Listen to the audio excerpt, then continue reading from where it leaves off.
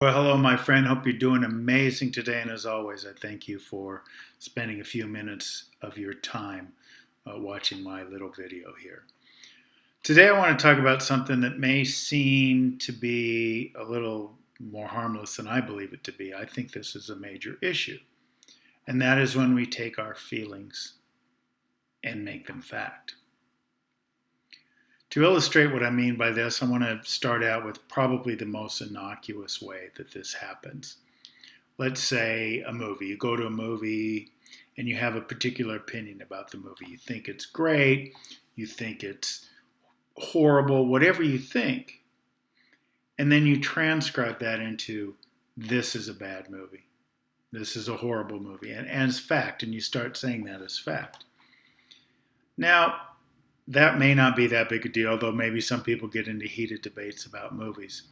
But it becomes much more insidious when we do it in many different ways because it can separate ourselves from others. For example, say a political issue. I'll take a relatively innocuous one. Hopefully, maybe somebody out there will be outraged. But let's say vaping, the age which somebody should vape. You might have an opinion on that. Other people might have an opinion on that. And you might have an opinion that's based on research or philosophy or something else. And then, if you take that opinion as fact, what happens? What's the harmful effect, you're thinking, Kirk? Is that when that becomes fact, when your opinion on a particular issue becomes fact, no matter what it's based on, then everyone else who has a different opinion becomes somehow deficient. Like they're not smart enough to understand, they're, too stubborn, whatever it is, they're too politically motivated, whatever it might be, right? And what does that start to do? It starts to build a wall between us. If you look way back in my videos from long ago, I talk about not letting our current president divide us as a country and divide us as a people. And that's kind of what I'm talking about, although I'm not talking about him directly. I'm talking about these issues. We can start to build walls up and say, that person isn't very smart because they think this. Even though that their opinion is just as valid as yours. If you take it as fact, that builds a wall. It builds a wall from people that could love you and accept you and support you in so many different ways. If you remember that video, I talk about how we agree on most things.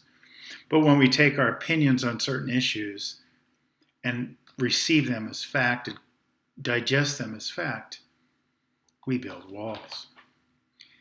And I think there's one more, and I think probably the most insidious way this happens when we turn feelings into fact is when it comes to limiting beliefs. You've heard me talk about them before. But if you have feelings that you can't do something that you really want to do, let's say ask a person out. You have feelings that, they're going to reject me. I'm not attractive enough. I need to lose another 10 pounds before they'll go out with me. They won't go out with me because of this and that or the other thing. And you want to ask this person out. Well, if you feel they're going to say no and you fear that and then you accept it as fact, what happens? Well, you limit yourself. You set up a plan where you start taking your feelings as fact and then limiting yourself from directions that you really want to go in life. Now, more serious matters could be a career, could be dating, could be marriage, who knows, right? Or could be divorce. But if you take your feelings as fact, that can limit your options because it's not a fact that that person's going to say no. At least it's not a known fact until you ask them out. It's not a known fact that you're qualified or not qualified for a career that you want until you start pursuing it. So you can limit yourself. You can limit your life. You can limit your joy. So you say, Kirk, well, what's the solution to this? I don't think, as I say a lot in my videos, that I can wave a magic wand and you're going to stop taking your feelings as fact. What I'm saying is, what I'm suggesting, I guess, is that you recognize it. You just recognize when you do it yourself and you stop. Because you don't want to build those walls. You start saying, well, I believe this way, and oh, that's just my opinion, because that tears down your side of the wall, doesn't it? And when you see it in someone else, when you recognize it in someone else, maybe if their opinion, their feeling that they're asserting a fact is different than yours, you can just look at it and say, yeah, they're just putting their feeling as fact. That's something I've done before.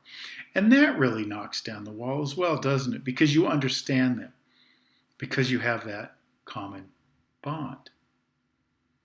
And when it comes to those limiting beliefs, sit there and ask yourself, is this really a fact? Or is it a feeling that I've turned into a fact in order to limit myself?